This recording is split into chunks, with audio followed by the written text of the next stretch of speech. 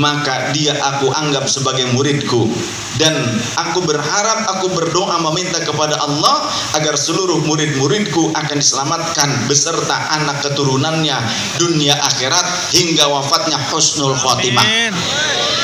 Doa Hadrat Syekh Hasyim Asy'ari. Kebetulan saya punya guru sanad silsilah ilmu saya juga nyambung kepada Hadrat Syekh Hasyim Asy'ari. Di antaranya salah satu guru saya Syekh Ashmawi. Beliau punya guru Kiai Amin Sepuh Babakan Ciwaring Cirebon. Juga guru yang lainnya ada juru tulisnya Hadrat Syekh Hasyim Asy'ari, Kiai Sanusi, juga Kiai Mas Duki Babakan Ciwaring Cirebon.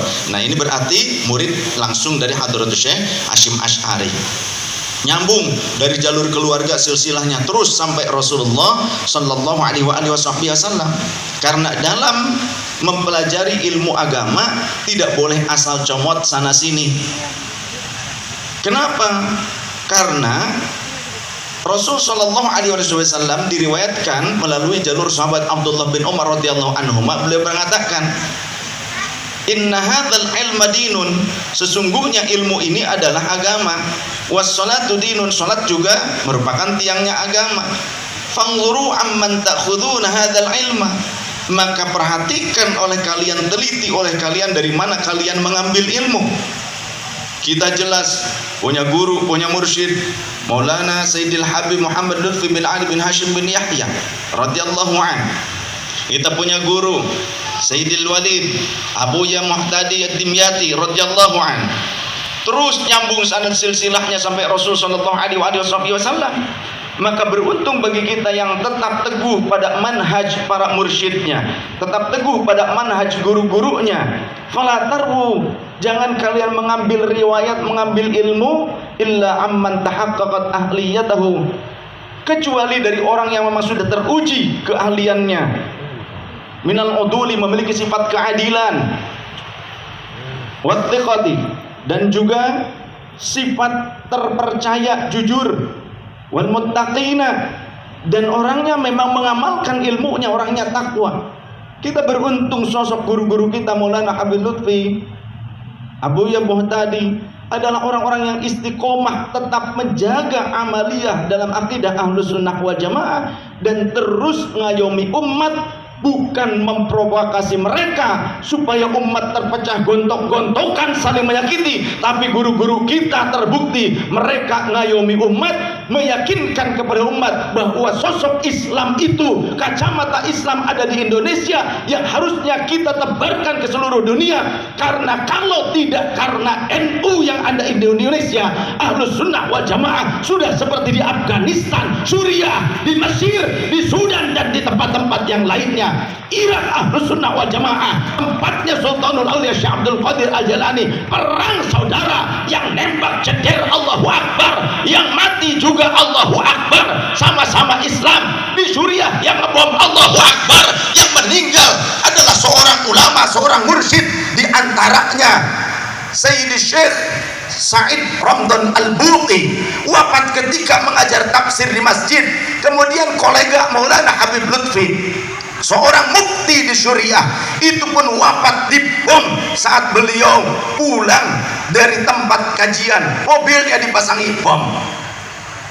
Maka NU ini merupakan bukti nyata bagi dunia bahwa Islam yang dijaga oleh NU adalah Islam yang rahmatan lil alamin. Kenapa Islam rahmatan lil alamin? Orang NU membuktikan bahwa mereka mengamalkan apa yang menjadi visi misi Rasulullah. Apa visi misi Rasulullah? Bu'ittu bil hanifiyatis samha. Aku diutus untuk membawa agama yang suci bersih dan juga toleran.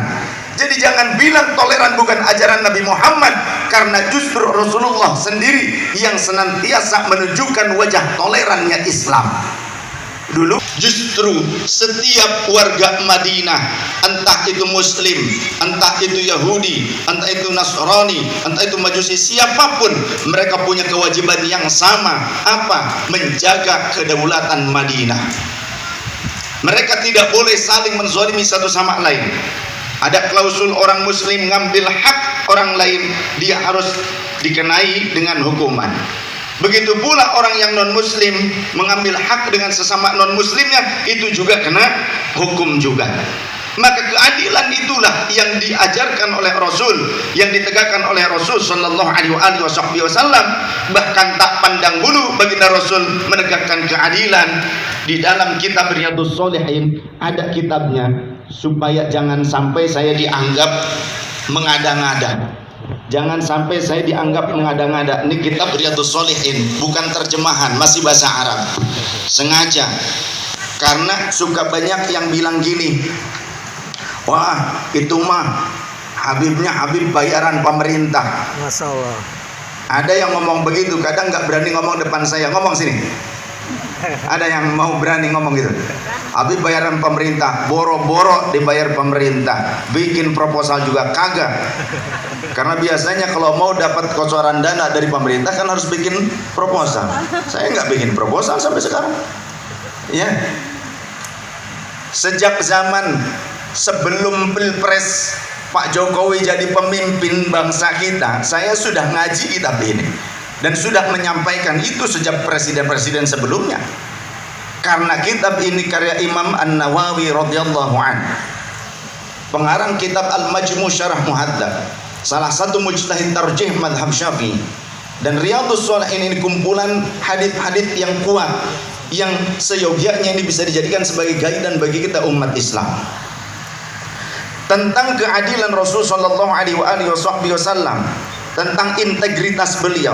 Beliau tak pandang bulu tentang penegakan keadilan, penegakan hukum. Di dalam riwayat yang diriwayatkan oleh Imam An-Nawawi wa anha, dan dari Sayyidah Aisyah radhiyallahu anha, anna Quraisyan ahammahum sya'nul mar'atil makhzumiyyati allati saraqat. Sesungguhnya orang-orang di masa Nabi pada saat itu sempat ada kebingungan tentang kasus yang menimpa seorang wanita dari Bani Makhzumi. Bani Makhzumi itu masih kelompok Quraisy, jadi masih ada kekerabatan dengan baginda Rasul. Masih ada kekerabatan.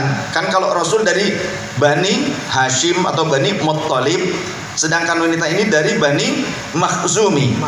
Tapi Quraisy, sama-sama Quraisy. Ternyata sarokot, wanita itu mencuri. Kemudian faqalu, maka orang-orang berceloteh berkata, menjadi isu yang hangat, man yukallimu fiha Rasulullah sallallahu alaihi wasallam. Wahai saudara-saudaraku, kira-kira siapa yang akan menyampaikan berita ini kepada Rasul sallallahu alaihi wasallam? Begitu katanya. Faqalu, maka di antara mereka ada yang berkata, man yajtari alaihi illa Usamah bin Zaid hibbu Rasulillah sallallahu alaihi wasallam. Siapa lagi kalau bukan Usamah bin Zaid? Dia adalah sahabat yang begitu dicintai oleh Rasul. Dia saja yang menyampaikan berita ini kepada Rasul. Maka fakallamahu Usamah. Sahabat Usamah menyampaikan berita tentang wanita dari Bani Makhzum yang mencuri tersebut kepada baginda Rasul sallallahu alaihi wasallam. Faqala Rasulullah sallallahu alaihi wasallam, maka saat itu pula baginda Rasul berkata dengan wajah memerah dalam penjelasan para ulama ahli hadis. Wajahnya memerah, urat kerongkongan menegang. Dengan tegas baginda Rasul berkata, "Atasyaffa'u fi haddin min hududillahi ta'ala?" Apakah kalian mau melepaskan seseorang dari hukum yang telah ditetapkan oleh Allah?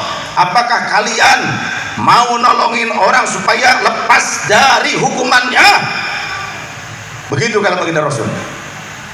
Summa qoma, kemudian Rasulullah berdiri, fakhtatoba, dan beliau berorasi di hadapan umat pada saat itu. Summa qala, kemudian berkata, innama ahlaka man qablakum annahum kanu idza sarqa fihim asy-syarifu tarakuhu. Sesungguhnya ketahuilah wahai kalian manusia, bangsa-bangsa sebelum kalian mereka hancur luluh lantak diadab oleh Allah. Akibat apa? Jika ada di antara mereka dari kalangan syarif, dari kalangan sayyid, dari kalangan habib, dari kalangan keturunan yang soleh, dari kalangan keluarga pejabat, pembesar, tokoh masyarakat, ada yang mencuri, taraku, bangsa-bangsa terdahulu mereka meninggalkannya, tidak menghukumnya, tidak menegakkan keadilan seadil-adilnya. Wa idza sarqa fihim ad-dha'if. Tapi kalau rakyat biasa, bukan turunan yang baik, bukan seorang syarif, bukan seorang sayyid, bukan anak pembesar, turunan pembesar, kalau ada di antara mereka yang mencuri, aqamu alaihil hadda. Tapi umat terdahulu mereka seringkali menetapkan keadilan seadil-adilnya hanya bagi orang-orang dari kalangan yang bukan syarif. Lau anna wa aimullahi, demi Allah, lau anna Fatimah binta Muhammadin sallallahu alaihi wasallam wa radhiyallahu anha saraqat laqata'tu yadaha. Andaikan putriku sendiri Fatimah binta Muhammad mencuri, maka aku yang akan memotong tangannya. Ini ketetapan baginda Rasul sallallahu alaihi wasallam, muttafaqun alaih, disepakati kesahihannya oleh Imam Bukhari dan Imam Muslim. Saya pernah dulu menyampaikan pengajian begini di Cikarang, menyampaikan hadis seperti ini. Beres pengajian turun, pas ramah tamah, pas mau makan, ada seorang sayyid. Sayyid itu kalau orang Betawi kenalnya Habib.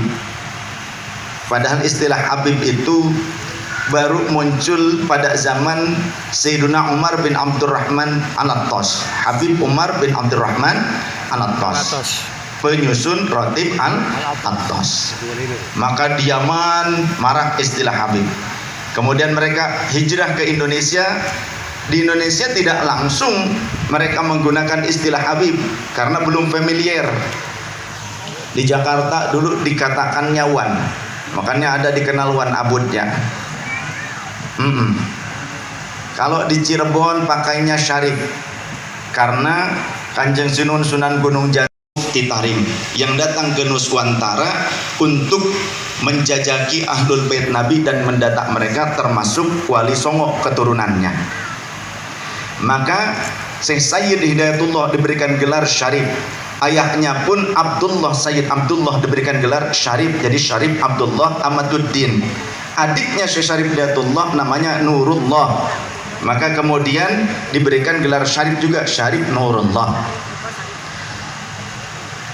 Lantas kemudian kalau di Cirebon, karena ada sejarah itu, maka sebelum 10 tahun terakhir ini nih, ya, itu orang-orang di sana manggil Habaib Sayyid itu dengan panggilan Ayib. Di Cirebon tuh manggil Habib tuh Ayib. Makanya saya kalau di Cirebon juga dulu panggilnya Kang Ayib. Tetap pakai Kang. Saya punya guru Habib Muhammad bin Yahya, masih kerabat Abah Lutfi, disebut Kang Ayib Muh Jaga Satru. Ada lagi dibawakan Cirebon, Syarif Hud bin Yahya, disebut Abah Ayib Hud bin Yahya. Jadi kalau di sana Ayib, saya punya teman Abdullah, ya, Jamalul Lel disebut Ayib Kacung. Ayib Kacung. Ya karena kalau orang Jawa cung itu kan, kacung tuh ujang gitu. Kemudian kalau di Sumatera dipanggilnya Sidi, diambil dari kata Sayyidi. Nah sebetulnya dulu zaman Rasulullah Sayyid, karena Rasul sendiri mengatakan anak Sayyidu waladi Adam yaumal qiyamati wala fakhra. Aku ini sayyidnya, pemimpinnya seluruh manusia pada hari kiamat, tapi bukan tujuanku untuk menyombongkan diri. Kemudian ketika memangku kedua cucunya, Rasul berkata, innahuma la sayyida syababi ahlil jannah. Sesungguhnya keduanya merupakan sayyid, pemimpin bagi para pemuda ahli surga. Jadi sayyid. Kemudian ada istilah syarif. Nah, Habib itu baru disematkan oleh Al-Habib Umar bin Abdurrahman Al-Attas qaddasallahu sirrah. Sejak zaman itulah mulai dikenal istilah Habib. Jadi kalau merujuk kepada hadis ini merupakan ketetapan Rasul sallallahu alaihi wasallam dalam berbangsa dan bernegara. Jadi tidak ada pandang bulu penetapan hukum bagi siapapun. Walau kata baginda Rasul, andaikan putriku sendiri yang melakukan kesalahan atau mencuri, aku yang akan menegakkan hukum, aku yang akan memotong tangannya. Tapi wallahi Sayyidah Fatimah radhiyallahu anha adalah wanita suci, wanita solihah.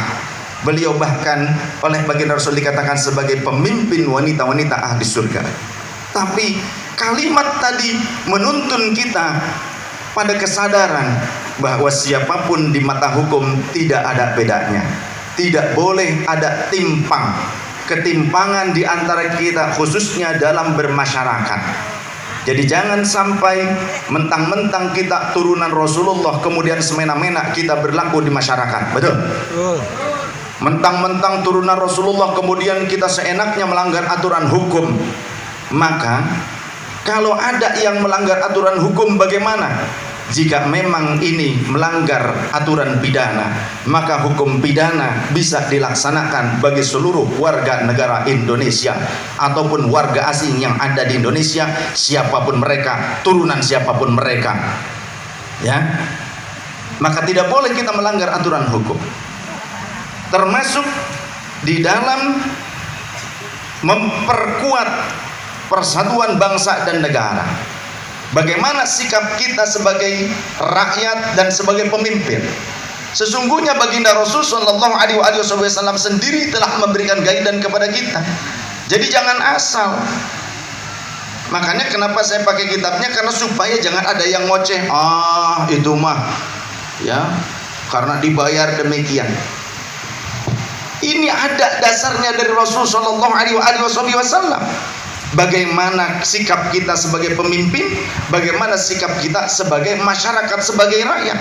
Di antaranya baginda Rasulullah sallallahu alaihi wasallam beliau bersabda, khiyaru a'immatikum, sebaik-baik para pemimpin di antara kalian adalah alladzina tuhibbunahum wa yuhibbunakum, yang kalian mencintai mereka dan mereka mencintai kalian, wa tusalluna alaihim wa yusalluna alaikum, yang kalian mendoakan kebaikan kepada mereka dan mereka juga mendoakan kebaikan untuk kalian rakyatnya. Wa syiraru a'immatikum, sedangkan seburuk-buruk pemimpin di antara kalian adalah alladzina tubghidunahum wa yubghidunakum, yang kalian membenci mereka, mereka juga membenci kalian. Wa tal'anunahum wa yal'anunakum, yang kalian melaknat mereka, mereka juga balik melaknat kalian. Maka qala, ada yang bertanya, qulna, kami bertanya kepada Rasul, ya Rasulullah, afala nunabidhuhum, bolehkah kami memberontak kepada pemimpin yang saling melaknat dengan kami? Bolehkah kami memberontak kepada pemimpin yang saling membenci antara kami dengan mereka, ya Rasulullah? Pemimpin yang tidak kami sukai, bolehkah kami memberontak kepada mereka? Qala, Rasul menjawab, la, jangan, ma aqamu fikumus shalah, selama mereka masih mendirikan sholat di tengah-tengah kalian. Mereka tidak melarang kalian sholat, mereka tidak membatasi kalian sholat tanpa adanya udzur. Bukan karena adanya udzur kemudian masjid dikosongkan lantas kalian marah-marah. Tapi sekarang masjid pas dibuka, kemana kalian? Kok pada kosong lagi masjidnya? Ya. Iya, banyak ya. Kita beruntung pengendalian pandemi di Indonesia berhasil. Saat ini di luar negeri, di beberapa negara yang katanya canggih pengendalian teknologinya, termasuk teknologi kesehatannya, Jepang, Korea, Hong Kong, Taiwan, Tiongkok kembali mencuat di sana. Sampai-sampai saya harusnya berangkat lagi, tertahan lagi. Kita berhasil sekarang bisa ngaji bareng lagi seperti ini, sholat berjamaah. Jangan sampai kebencian kita menjadikan kita menjadi orang yang tidak berbuat adil. Pada saat pandemi meninggi, pengendalian diupayakan oleh pemerintah, masjid dikosongkan pada saat itu, kita marah-marah. Sekarang pemerintah membuka masjid, lu diam-diam aja.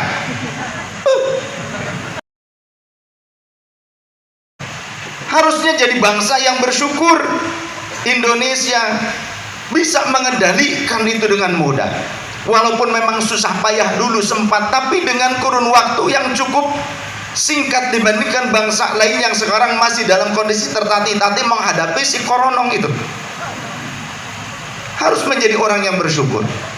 Oleh karenanya, andai pun memang itu merupakan upaya-upaya bangsa asing untuk mengendalikan dunia, maka tidak ada salahnya bagi kita berikhtiar untuk melawan upaya-upaya seperti itu. Jika kita tidak bersama-sama, bagaimana mungkin kita bisa keluar dari masa sulit dengan mudah dan cepat? Betul tidak? Harus bersama-sama. Jangan apa-apa dipolitisasi, selalu apa-apa dipolitisasi, apa-apa dipolitisasi. Sampai khutbah Jumat isinya caci maki, termasuk kepada pemimpinnya. Tapi bebas di Indonesia. Andaikan terjadi di Arab, di Saudi, Imam Masjidil Haram pada saat khutbah Jumat ditangkap oleh askar, di Indonesia bebas berkeliaran. Maka kami mendorong TNI dan Polri, tidak perlu takut Pak, untuk menindak tegas mereka-mereka yang menjadi pengacau kebinekaan di Indonesia, mereka yang ingin mengacaukan persatuan dan stabilitas nasional Indonesia. Kami warga Nahdliyin siap ikut serta bela negara. Siapa kita? Pancasila, NKRI, Bhinneka Tunggal Ika, semboyan kita. Sallallahu alaihi Nabi Muhammad. Dan mengajak pun tidak dengan kekerasan, tidak dengan paksaan. Inilah ajaran Islam yang sebenarnya. Maka andaikan bangsa dan negara tidak aman, saling bertikai satu sama lain, kira-kira sholatnya bisa tenang apa tidak? Tidak. Ngajinya bisa tenang apa tidak? Syukuran harusnya di Indonesia tabligh akbar bisa berjalan. Di Saudi belum tentu. Abah. Allahumma sholli Muhammad. Allah.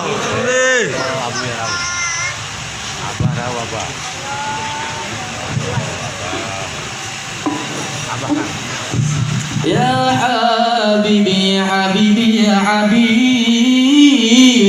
kaifa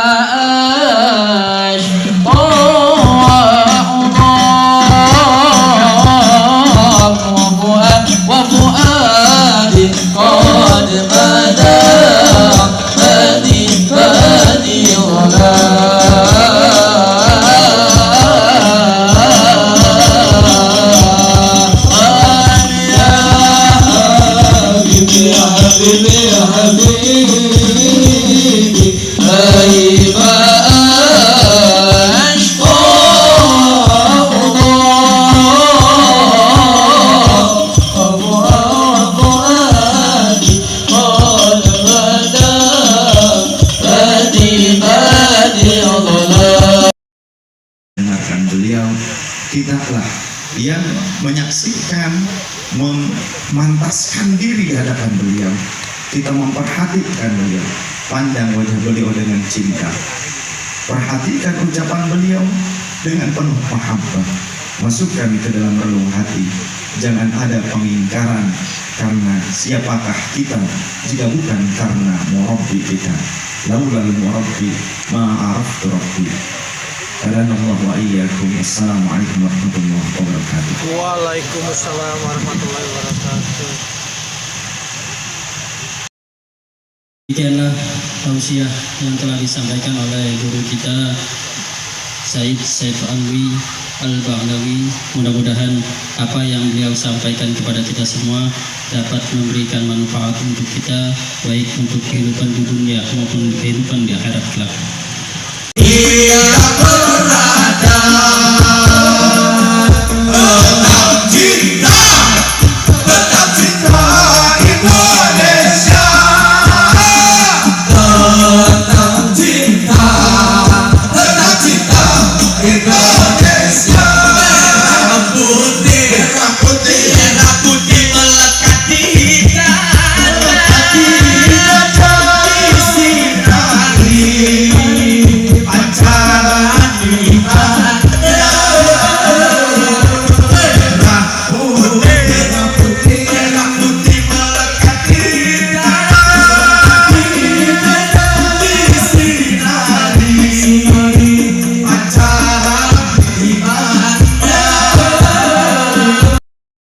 Salah satu simbol kehormatan bangsa dan negara Kesatuan Republik Indonesia, bangsa kita. Sejak dulu simbol merah dan putih telah digunakan.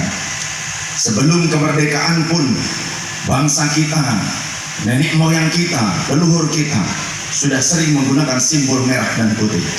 Ternyata simbol merah dan putih ada hubungannya dengan hadis Rasul sallallahu alaihi wasallam, di mana baginda Rasul menyatakan, telah diperlihatkan kepadaku kunuzun, gudang-gudang dari mulai bagian barat dan timurnya yang berwarna merah dan putih.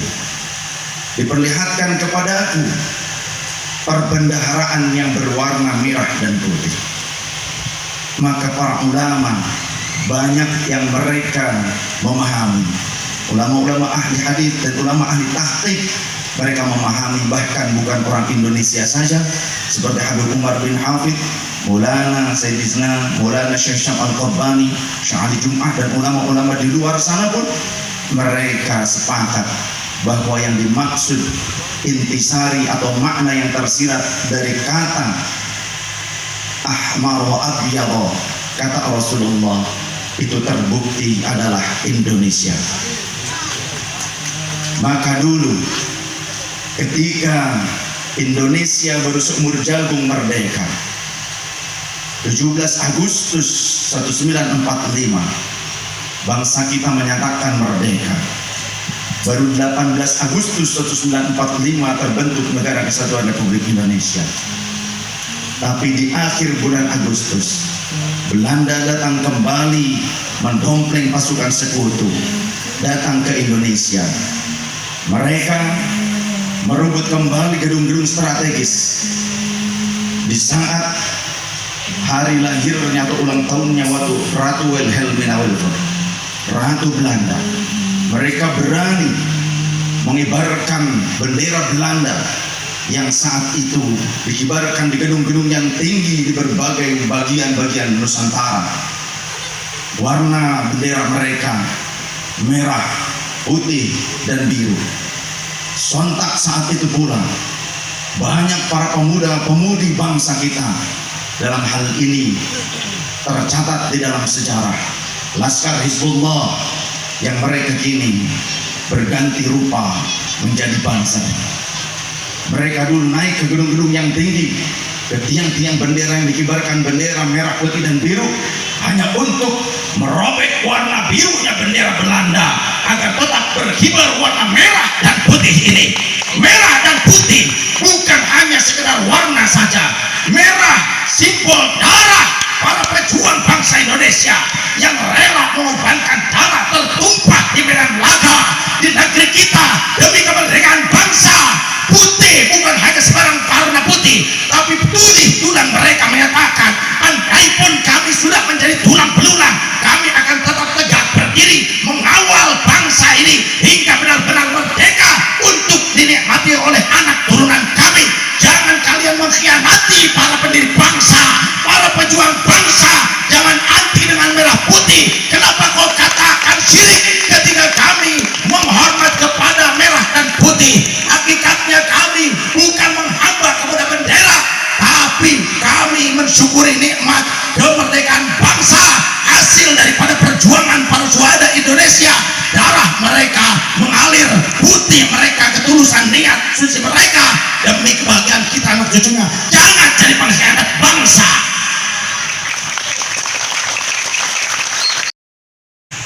Aneh gitu orang, nggak tahu diri. Sudah memakan dari gaji hasil daripada pajaknya rakyat Indonesia, termasuk saya bayar pajak. Jadi kalau hasil pajak saya dimakan sama mereka yang anti Pancasila, anti Bhinneka Tunggal Ika, tidak senang dengan merah putih, tidak senang dengan NKRI, padahal mereka bekerja sebagai ASN, kami tidak ridho, tidak rela. Betul tidak?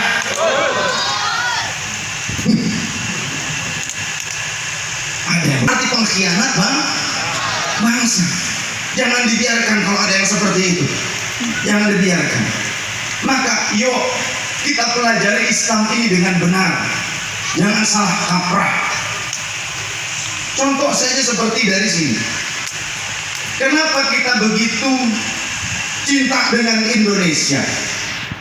Kenapa kok kita harus kokohan memperjuangkan nasionalisme dan mengajarkannya? Itu saja pintar bicara, ngomong Quran hadis, tapi nggak paham tentang substansinya, tidak ngerti dengan maqasid syariah.